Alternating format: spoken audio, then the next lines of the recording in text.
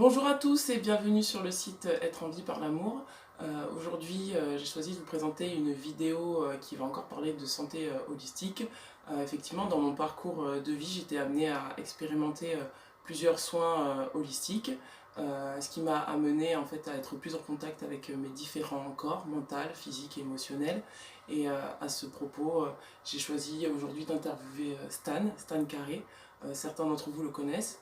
Alors, il est coach de vie et il va un petit peu nous parler de son parcours et de son exercice. Ok, bonjour, merci de me recevoir Christelle, c'est cool. Avec plaisir, Stan. Comment vas-tu? Ça va bien, Super. c'est cool, je suis bien posé, tout va bien. Génial. Alors, dis-nous, qui es-tu? Présente-toi un petit peu. Je me nomme Stan Carré, je suis coach en développement personnel, sophrologue, écrivain. Ça c'est ma pratique professionnelle. Je vais bientôt organiser aussi des retraites spirituelles. Et je m'intéresse à aider les personnes à résoudre leurs problématiques auxquelles ils sont confrontés dans la vie. Donc voilà un peu, j'aime faire plein d'autres choses, hein, mais voilà, ça c'est pour ma pratique professionnelle. Qu'est-ce qui t'a amené à être sur le chemin du développement personnel? Alors, ce qui m'a amené, c'est une bonne question ça. Ce qui m'a amené à être sur le chemin du développement personnel, euh, c'est, je pense, en premier lieu la souffrance, parce que j'avais des problèmes dans ma vie et je souffrais en lien avec ces problèmes, et enfin, des trucs que j'avais pas réglés, des situations que je voyais comme problématiques, et je souffrais en lien avec ça, et j'avais pas encore la conscience de moi, dans le sens où j'avais conscience de mes émotions, tout ce qui se passait en moi, je la vivais la souffrance de l'intérieur, et ça faisait mal. Donc j'ai fait quelques rencontres qui m'ont dirigé, qui m'ont permis d'ouvrir un peu ma conscience et de m'orienter vers le développement personnel. Et j'ai commencé par lire quelques articles sur internet, par lire quelques livres, et j'ai compris que j'étais pas heureux en fait, et que c'était possible de l'être. Et j'ai souhaité m'impliquer dans la compréhension de comment être heureux et régler mes problèmes pour l'être en fait. D'accord, très bien. En fait, ce qui t'a amené sur ce chemin-là, c'est juste de pouvoir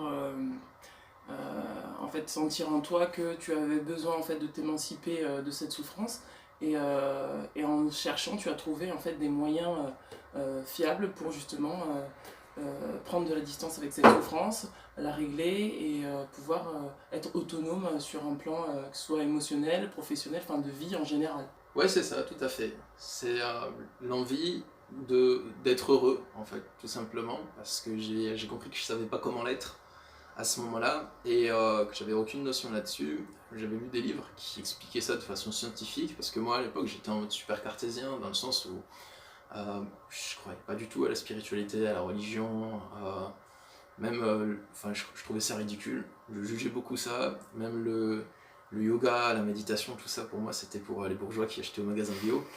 C'est un peu comme ça que je le voyais, donc j'étais super réticent à tout ça. Un peu comme j'avais vécu pas mal d'années dans le quartier, quoi, c'était pas des trucs qui sont bien vus, c'était l'habitude de se moquer. Donc ce qui m'a permis de vouloir m'impliquer dedans, c'est déjà la lecture de livres super costauds qui m'ont permis de voir le monde d'une manière totalement nouvelle. Après, j'ai fait des formations de sophro, des formations de coaching, et puis je me suis impliqué moi-même dans la résolution de ma propre souffrance, et ça, je pense que c'est vraiment la meilleure formation. Génial, super. Merci. Et du coup, c'est comme ça que tu en es venu à vouloir accompagner aussi des gens qui voulaient sortir de cette souffrance. Ouais. D'accord, alors raconte-nous un petit peu comment ça marche, ton travail de coach de vie, comment tu accompagnes les gens, avec quels outils. Merci Christelle de me laisser cette occasion de me présenter. Euh, Moi, mon travail de coach en développement personnel, ça consiste à... Enfin, ma démarche à moi, ça consiste à aider les gens à régler leurs problématiques. Donc, tout ce qu'ils estiment être comme un problème, je les accompagne à régler ces problèmes. Et donc, le problème, c'est des quelques fois, c'est une situation extérieure, mais la plupart du temps, le problème, c'est une situation intérieure, c'est ce qui se passe en nous. Et c'est ça qui fait que la situation, elle est pour nous un problème, et qu'il y a un aspect problématique dedans. Si y a un aspect problématique, c'est pas juste parce qu'on a envie d'améliorer notre situation, c'est parce qu'il y a un blocage à l'intérieur, qu'il y a un bug, une incohérence logique entre plusieurs désirs, ou entre des désirs et des refus, des choses comme ça. Et ça fait que dans une situation, on la voit comme problématique. Et donc pour nous, c'est un problème, ça veut dire que ça va générer de la souffrance. Parce que sinon, quand on a un obstacle vers l'accomplissement de nos objectifs, c'est pas forcément vu comme un problème.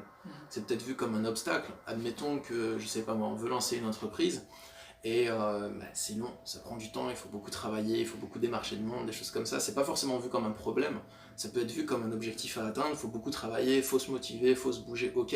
C'est pas pour ça qu'on se dit j'ai des problèmes dans ma vie, quoi. Les problèmes, pour moi, ça vient d'une perception de la chose qui fait qu'on se sent coincé dedans, qu'on se sent mal, qu'on se sent impuissant à faire ce qu'on veut, qu'il y a un blocage dans l'esprit. Et du coup, moi, ma démarche en coaching, c'est d'accompagner la personne dans une consultation. Donc, dans un premier temps, je lui pose quelques questions sur son cadre de vie présent, ça va assez vite. Et après ça, on entre dans la problématique pour la comprendre, pour la décortiquer, pour comprendre tous les mécanismes qui font que c'est une problématique. Je prends en compte dans mon accompagnement le cadre de vie extérieur. Donc, quand tu parlais de pratique holistique, c'est une pratique holistique. Je prends en compte le cadre de vie extérieur, les émotions, l'esprit de la personne et tout ce qu'il me dit pour comprendre la problématique et ensuite faire un shift dans l'esprit et établir des objectifs pour dépasser la problématique. D'accord. En somme, ton travail, en fait, ça consiste à permettre à une personne de pouvoir regarder sa situation plus d'un point de vue interne, avec toutes les blessures qui s'accompagnent, mais plutôt de regarder de façon externe la situation pour qu'elle ait une vue d'ensemble et qu'elle puisse elle-même régler sa problématique. En fait, toi, tu es un petit peu le référent externe à la situation qui peut permettre en fait, de voir les choses différemment. Dans un premier temps, oui, mais pas que. D'accord. C'est pas juste d'avoir un point de vue externe sur sa situation, c'est aussi de l'aider avec ses blessures, à les changer, en fait. D'accord. Parce que, ok, prendre de la distance sur ses blessures, c'est cool. On se dit, ok, je vais méditer, je vais contempler ça, je vais voir que j'ai telle blessure d'abandon, tout ça, mais si elle est encore là, t'arrêtes ta contemplation, tu reviens dedans et tu souffres de nouveau. Donc le but, c'est de régler la problématique, donc de comprendre pourquoi la personne souffre. D'accord. Et ça se passe dans le présent et ça peut se changer. D'accord, ok, très bien. Ok, super. Alors, tu es aussi auteur ? Tu veux nous en parler un petit peu ? T'as écrit, je crois, 3 livres ? Pour l'instant, j'en ai écrit 3, en effet. D'accord. Oui, je suis auteur dans le milieu du développement personnel. Mon dernier livre, il parle des pervers narcissiques, justement. Ouais. Et je suis en train d'en écrire un 4e sur l'hypersensibilité. C'est un manuel de développement personnel pour les personnes hypersensibles. D'accord. Il va être costaud, mais pour l'instant il est en cours d'écriture et puis voilà. Ouais. D'accord. Qu'est-ce qui t'a donné envie d'écrire pour les personnes hypersensibles ? En fait, j'ai envie de traiter de sujets qui soient à la fois que j'ai du contenu à donner dessus et aussi qui ciblent un public précis. Et l'hypersensibilité, c'est un sujet qui me tient à cœur. Moi-même, j'ai un fonctionnement hypersensible sur certains points. Et donc, j'ai envie de donner des techniques de développement personnel qui sont adaptées au fonctionnement des hypersensibles et qui donnent du résultat. Et voilà, c'est pour ça que j'écris ce livre. En fait, je crache toutes mes techniques dedans, quoi. Voilà. D'accord, c'est la petite surprise qu'on va découvrir bientôt. Alors, ton livre, il sort quand, ton livre ? Il est en cours d'écriture. Il est en cours d'écriture, d'accord. Je sais pas du tout quand il sort. D'accord. Alors, où est-ce qu'on peut trouver ton livre sur les pervers narcissiques ? À la Fnac. D'accord. Sur Amazon, sur mon site, dans les librairies, partout. D'accord, super, génial. Ok. Et je te remercie, Stan. Je t'en prie, Christelle, avec plaisir. Merci de m'avoir accordé cette interview, juste pour parler de mes activités, c'est très gentil. Avec grand plaisir. Écoutez, si vous voulez contacter Stan, nous mettrons ses coordonnées à la fin de la vidéo. Et vous pouvez d'ores et déjà vous procurer le livre sur les pervers narcissiques si cela vous intéresse. Et je vous dis à très bientôt. Merci beaucoup. Ciao, ciao. Au revoir. Yeah.